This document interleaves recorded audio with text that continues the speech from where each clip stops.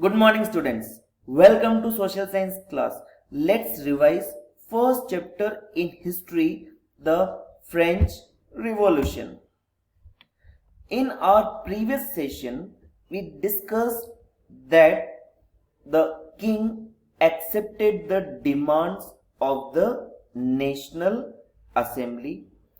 The National Assembly completed the draft of the Constitution in 1791. 1791.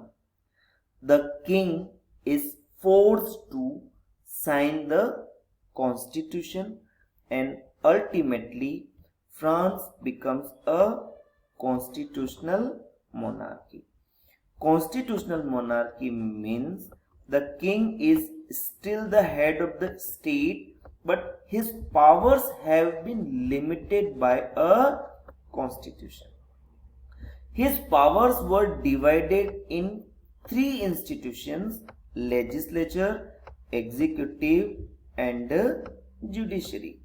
And let's see how these three institutions were formed. For the formation of these institutions, the citizens were labeled as the active citizens and passive citizens. Active citizens were entitled to vote. It means that they were given the right to vote. Passive citizens did not have any right to vote. Now see, who could become active citizens? To become active citizens, it was necessary that a person must be a man.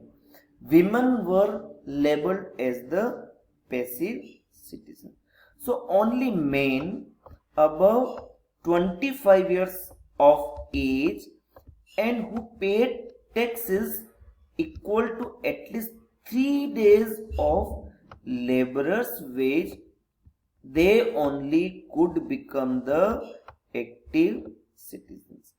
All women, all children, all youth below 25 years of age, and also all those who were the non-taxpayers, they all were labeled as the passive citizens.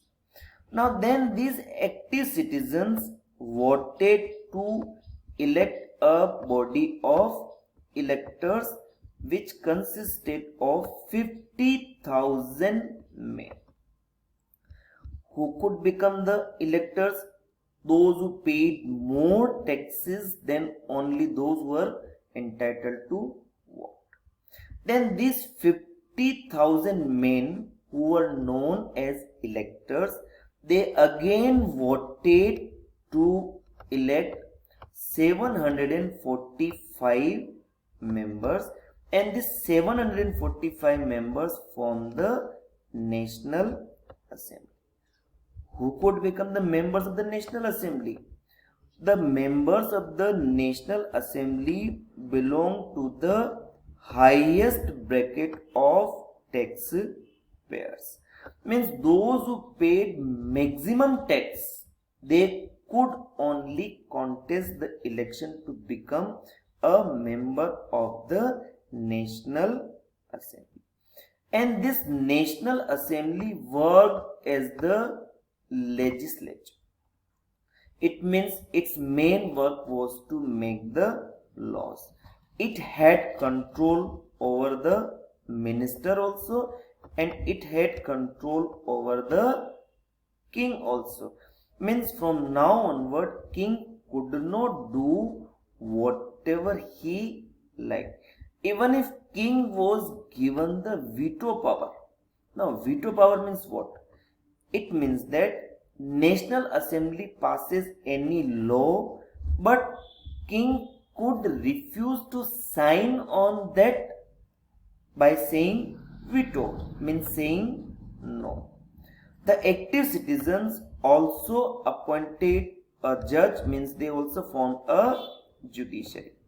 So if there is any dispute between executive and legislature, then that could be resolved by the judiciary. The one very important aspect of the constitution was the rights of men and citizens. It was first time in the world history that any country thought about the rights of the common people. And the constitution of France begins with the declaration of the rights of men and citizens. These were given to all the people. Some of the important rights were right to life. Right to life means nobody could be killed.